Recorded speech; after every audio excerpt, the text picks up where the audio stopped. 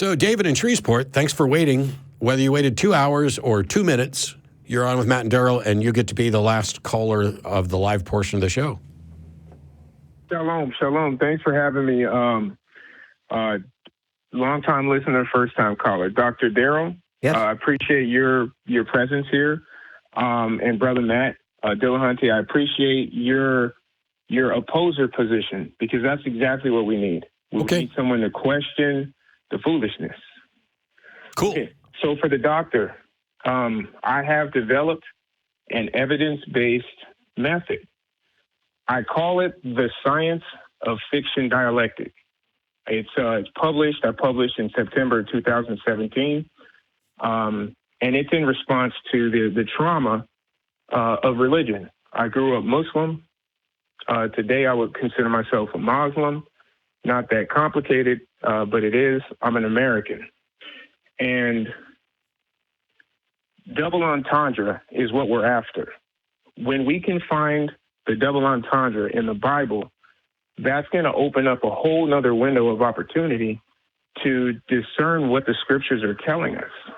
Well, hold on a second. You started off with evidence-based something or other, and you published it in 2017, and then you jumped to the Bible, but you said you were a Muslim, and now you're... okay. If we can name it, then we can work with it. Okay. So did you publish the science? What is this publication you're referring to? Is it it's psychological? The Science of Fiction Dialectics. The Science of Fiction. And what are we going to use this book for? What does it do for us? To understand history, recent history. Let's say the last 180 years. So we're just diving just back into the 1800s. Okay. And so it's not a psychological book. It is a psychological book. Okay, you said it was evidence-based. Where's the evidence? Yeah. Where did you get the evidence? Well, here and I want to present this.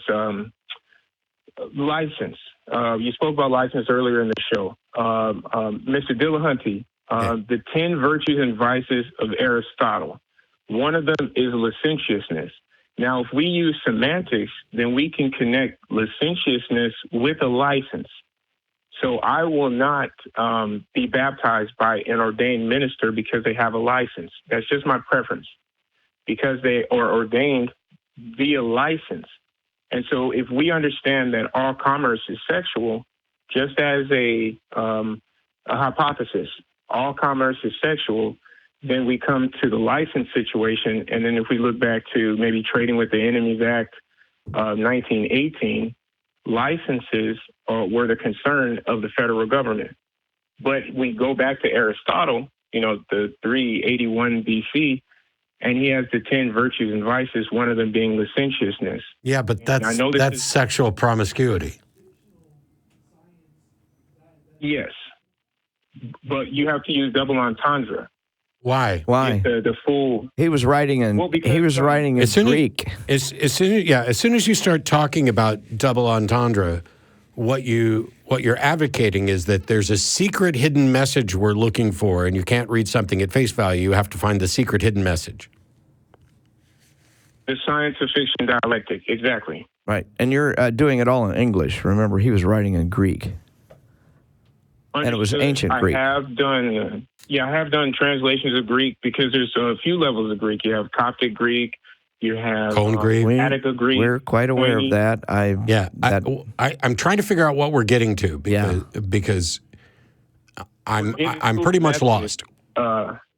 What this is a method of understanding the world that we live in. Maybe we're being talked to in code. How would you determine that we are, and why?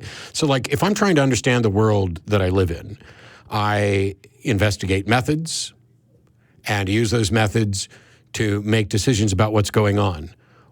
In what part of my life would I suspect that I'm being talked to in a code? Oh, scriptures. I don't give a shit about scriptures. Well, it's English. However, when you look back, you have Greek. In the New Testament. I understand that. I've studied it. There are considerations there, too. Yeah. The notion is, here are a bunch of religious texts, and they, on a plain reading, say some good things and say some bad things. You're suggesting that there's some coded hidden message in there. How would we ever know that? Absolutely. Well, okay, so first of all, I have no reason to suspect that's the case. And second of all, there have been many people who've tried to find coded message, everything from equidistant letter sequence codes, the Bible code and stuff like that. How would we ever tell, like, for example, let's say you think you found what the real code is within the Bible or the Quran or whatever else. How can we show that yours is correct? We show that it's correct. Grek English, because there was an output from this, because we come to these logical conclusions. So I say Grek English, sort of like Spanglish, except we're throwing in Greek words. And the Greek words do slide into the English dialectic easily. Yeah, the problem here is that you have to have a reason to do it. The problem here is that we are pattern recognition machines. And like everybody else who, all these other people who found Bible codes, do you think they found the right Bible code? No, because they don't know good art. Yeah. So they have all these methods and they come up with the Bible code, and then their confirmation bias of finding a message and finding things that they view as evidence to support that message is what convinces them that their code's correct. How do you show that you're not doing the same thing? Well, to show that I'm not doing the same thing, what I'd like to do is give you something that you have already been looking at and may be able to look at differently from this moment and forever. Okay. Okay, so I'm going to throw the word art. Okay, so art. In the Greek language, it's probably arte. I don't speak Greek fluently, but it's A-R-T-E. So art is bread. Okay, and then that's the Greek. So if we're looking at I like art. So do you like bread? Now let's go back to the Jewish consideration where you have two words, lehem and lihem. And so lihem is the word for warfare, and then lehem is the word for bread. The concept is war in the mind. Just means contemplating something. And that concept deals with bread. So art and war are bread. All right. Cool. Thanks, man. Talk to you later.